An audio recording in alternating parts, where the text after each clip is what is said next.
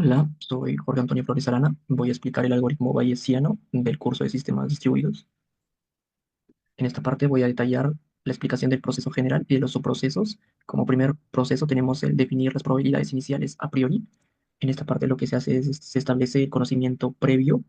Imaginemos que en un consultorio, ¿no? Un paciente llega con ciertos síntomas, el paciente está tosiendo y lo que hace aquí el doctor es que tiene un análisis previo sin ningún chequeo, ningún examen, sino lo que hace es que el doctor asocia este síntoma que es la tos con el clima, como por ejemplo en este caso que el doctor lo asocia que es invierno y posiblemente el paciente esté presentando un resfriado común, ¿no?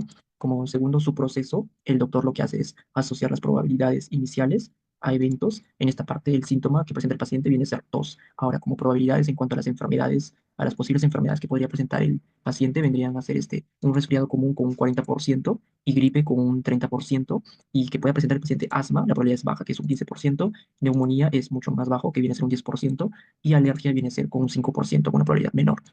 Como segundo proceso general, tenemos la parte de recopilar y evaluar la evidencia de síntomas. En esta parte, como primer subproceso tenemos la parte de obtener la nueva información. Después de unos días, el paciente vuelve a consulta con cierto, bueno, detallando más síntomas de la condición.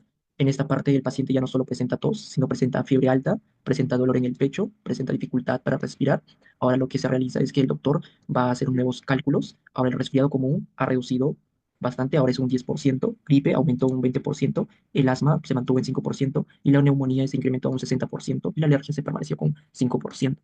Ahora, como tercer proceso, tenemos la parte del cálculo de probabilidades condicionales. En esta parte, como primer subproceso, tenemos la parte de determinar la relación entre los síntomas con las enfermedades. La neumonía, bueno, vamos a asumir un rompecabezas. En esta parte, la neumonía cumple bastante con todos los síntomas que está presentando el paciente, como que es la tos, la fiebre alta, dolor en el pecho y dificultades para respirar. En cuanto a la gripe, vemos que los síntomas que presenta el paciente no terminan de armar el rompecabezas para poder asumir que la enfermedad que tiene el paciente es gripe. Igual con el resfriado común, que lo único que presenta es tos, o sea, no se asocia al 100% con todos los síntomas del paciente. Como segundo su proceso tenemos la parte del cálculo de las probabilidades al observar los síntomas en general. En esta parte lo que se realiza es la probabilidad total de los síntomas. El resfriado común viene a ser un 40%, la neumonía un 10%, la alergia un 5% y la gripe 30% y el asma un 15%. Estos vienen a ser las probabilidades que el doctor tiene por convención en general, asumiendo tanto el clima o los casos más frecuentes en general de estas enfermedades. Como cuarto proceso tenemos el aplicar el teorema de Bayes. En la siguiente fórmula, lo que se realiza es se aplican las combinaciones para las probabilidades iniciales con las nuevas evidencias. En cuanto a la neumonía, al inicio teníamos una probabilidad de un 10%, luego con las nuevas evidencias, esta probabilidad se incrementó a un 60%. La gripe al inicio teníamos un 30%, luego se incrementó con las nuevas evidencias a un 20%. Luego, por último, el resfriado común. Al inicio teníamos en un 40%. Luego, con las nuevas evidencias, se redujo bastante a un 10%. Bueno, después se reemplazan en la fórmula si se obtienen estas nuevas probabilidades, ¿no? Luego, como segundo subproceso, tenemos la parte de normalizar los resultados. En esta parte hacemos que los cálculos de las probabilidades no superen al 100%.